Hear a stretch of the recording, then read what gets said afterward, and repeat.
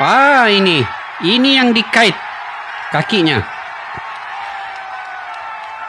Ini betul-betul wasit yang melihat VAR tadi betul-betul menggunakan sistem VAR ini sepenuhnya. Ini baru kita respect wasit yang sebegini.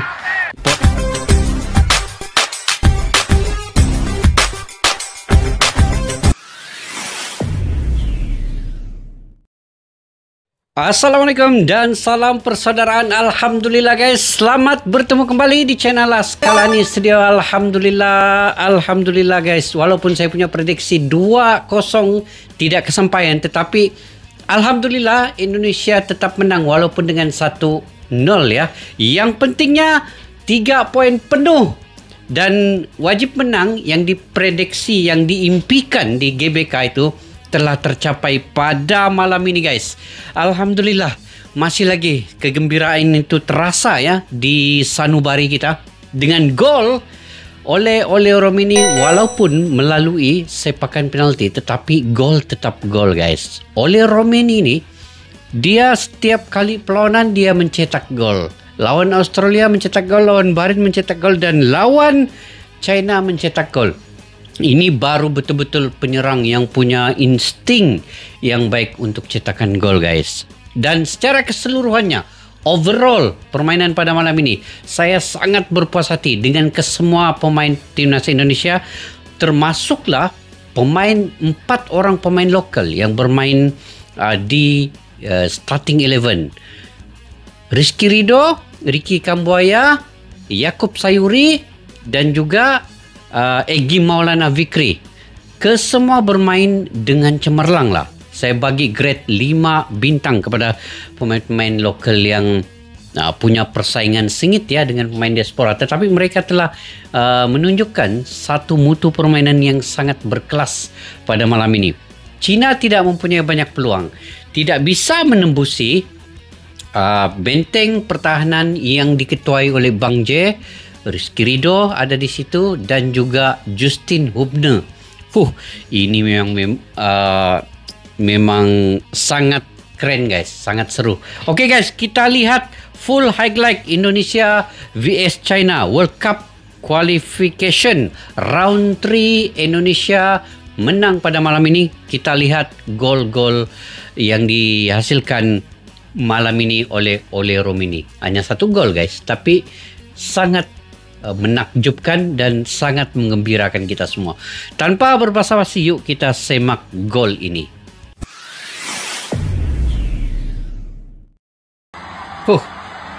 Puas hati guys ya, kemenangan pada malam ini di hadapan lebih kurang 70.000 penonton. Tifo yang paling terbesar oleh La Grande. Ini book of record, mungkin book of record ya.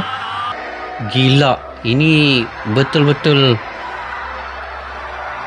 satu pencapaian yang sangat baik. Oke, Indonesia Raya. Ini Tifo La Grande ini guys. Ini rekod dunia ini paling terbesar setakat ini lah ya. Setakat ini paling terbesar kan.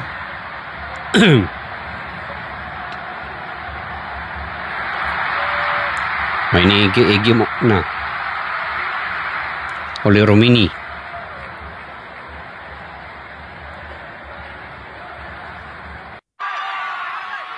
Oleh Romini lagi. Banyak peluang guys timnas Indonesia. Ini yang dikait kakinya. Ini betul-betul wasit yang melihat VAR tadi betul-betul menggunakan sistem VAR ini sepenuhnya. Ini baru kita respect wasit yang sebegini. Possible penalty. Tengok.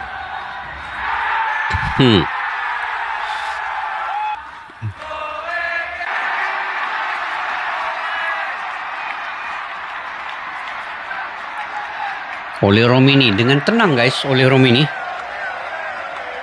seorang penyerang yang betul-betul punya instingnya yang sangat baik untuk cetakan gol ini. Tengok macam mana dia punya trik untuk mengelirukan penjaga gol China ini. Penjaga gol China ini diving sebelah kanan ya. Nah, tengok. Dengan begitu tenang sekali di menit yang ke-45, penjaga gol China ke sebelah kanan. Oleh Romini gol sebelah kiri. Cantik sekali ya. Puas hati guys, puas hati walaupun 1-0 ya. Yang pentingnya 3 poin itu.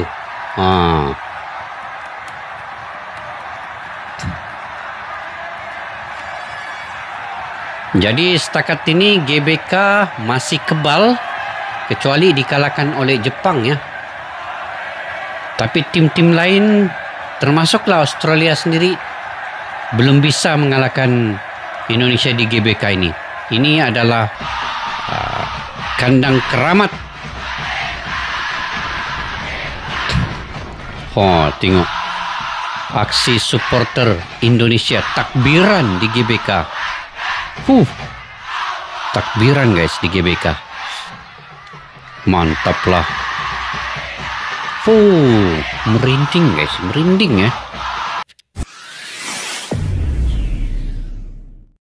Oke guys, sekali lagi kita mengucapkan syukur alhamdulillah kepada kesemua pemain dan juga supporter, sama ada yang di dalam stadion lebih kurang 78,000 dan juga di luar stadion nobar, di mana-mana tempat guys, semua nobar menonton timnas Indonesia ini. Sejarah baru untuk timnas Indonesia. Selangkah lagi, walaupun petang tadi ya Australia mengalahkan Jepang ya 1-0, dan persaingan ini semakin sengit untuk tim Australia, Indonesia, Jepang, dan pada malam ini bermain lagi Arab Saudi ya. Kalau keputusan Arab Saudi menang juga, maka persaingan sengit antara Indonesia, Arab Saudi dan juga Australia. Karena Australia membuat kejutan ya, bermain di Australia mengalahkan Jepang, dan mudah-mudahan ada kejutan juga pada 10 Juni ini bermain di Jepang. Indonesia akan lawan Jepang 5 hari lagi selepas ini. Dan saya mendoakan juga semoga kesemua pemain, walaupun tadi kita lihat ada yang cedera ya, macam Yakub Sayuri dikeluarkan mengalami sedikit kecederaan. Kemudian yang dikeluarkan Egy Maulana Fikri juga terhincut-hincut di akhir-akhir babak itu, dikeluarkan juga. Tapi yang saya respect permainannya adalah Beckham Putra. Sepanjang dia dimasukkan, sepanjang dalam permainan, Beckham Putra menunjukkan satu permainan yang bermutu tinggi, sehingga dia memberikan assist kepada Oli Romeni yang hampir-hampir mencetak gol juga. Dan beliau sendiri juga hampir-hampir mendapat peluang terbaik untuk membuat percubaan, tetapi dihalang oleh pertahanan China. Begitu juga dengan pemain-pemain yang dimasukkan di babak yang kedua, contohnya Kevin Dix juga dimasukkan, itu memberikan persembahan yang menarik. Sananta diberikan peluang di minit-minit akhir juga menggantikan oleh Romini, juga memberikan yang terbaik, dan Ivar Jenner. Maknanya guys, hampir ke semua pemain timnas Indonesia ini memberikan satu mutu persembahan yang sangat menarik dan tidak mengecewakan. Semua dari segi stamina ya, kita lihat dari segi stamina. Lili Pali juga dimasukkan di babak kedua, juga menunjukkan stamina yang baik sekali, walaupun kalau mengikutkan dia punya usia sudah lanjut, tetapi dari segi stamina beliau masih mampu untuk berlari ke bawah, ke atas, backup juga di bagian lini tengah. Dan ini satu permainan yang sangat membanggakan kita. Di bagian lini tengah, antara pemain yang paling saya suka adalah Joel Palupasi.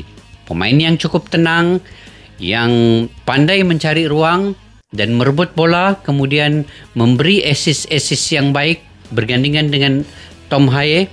Ini antara gandingan yang terbaik setakat ini di bagian lini tengah, Tom Haye bersama Joel Palupasi dan juga Calvin Berdong. Tidak dilupakan juga ya, Calvin Berdong ini turun naik dari sisi sebelah kiri di wings sebelah kiri.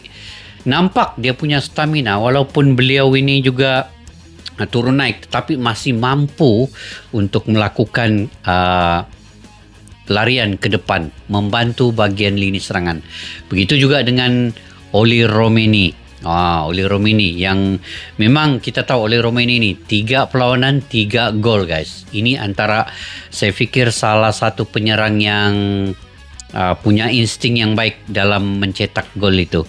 Kalau tidak, kenapa 3 perlawanan dia boleh menghidup dengan 3 gol dalam 3 perlawanan itu? 1 perlawanan 1 gol, 1 perlawanan 1 gol. Menentang Australia, melawan Bahrain dan juga kali ini melawan China. Mungkin lawan Jepang nanti juga akan mencetak gol. Jadi semua berperanan dengan baik. Begitu juga Emil Audero. Kalau kita bicara terkait dengan penjaga gawang di bahagian lini paling belakang, yaitu Emil Audero juga bermain dengan baik sekali. Bang J, seperti kita sedia maklum, gandingannya dengan Rizky Ridho dan juga Justin Lubner tidak mengecewakan. Penyerang-penyerang China tidak mampu pun untuk masuk ke dalam area kotak penalti. Kebanyakan percubaan mereka hanya dari luar kotak penalti dan juga hanya menggunakan bola mati, iaitu tendangan sudut ataupun tendangan bebas untuk masuk ke dalam area kotak penalti Timnas Indonesia. Jadi Bang J, Rizky Ridho, Justin Lubner masih juga yang paling terbaik dan mereka tidak digantikan pun di bagian lini belakang. Misilgas tidak bermain, cuma yang bermain menggantikan di lini tengah adalah Kevin Dix tadi dengan Ivar Jenner. Oke guys, alhamdulillah sekali lagi, mudah-mudahan kita doakan pada 10 Juni Indonesia ada kejutan pula melawan Jepang. Tidak mustahil karena Australia juga membuat kejutan ke atas Jepang sore tadi dengan kemenangan 1-0. Oke guys, kita doakan yang terbaik untuk Timnas Indonesia. Kepada semua fans dan supporter yang datang, saya juga mengucapkan terima kasih dan mendoakan kalian semoga selamat dalam perjalanan pulang dan balik dan gembira tidur lena kita malam ini guys. Besok kita bangun pagi, kita akan termimpi-mimpi kemenangan Timnas Indonesia ini. Oke, sampai jumpa lagi. Assalamualaikum warahmatullahi wabarakatuh. Bye-bye. Askalana Studio untuk kita channel yang bereaksi tentang apapun yang ada di Indonesia, channel YouTube dari Malaysia di Askalani Studio. Jika mau tahu tentang Indonesia, ayo like and subscribe channel kami Askalani Studio. Askalani Studio.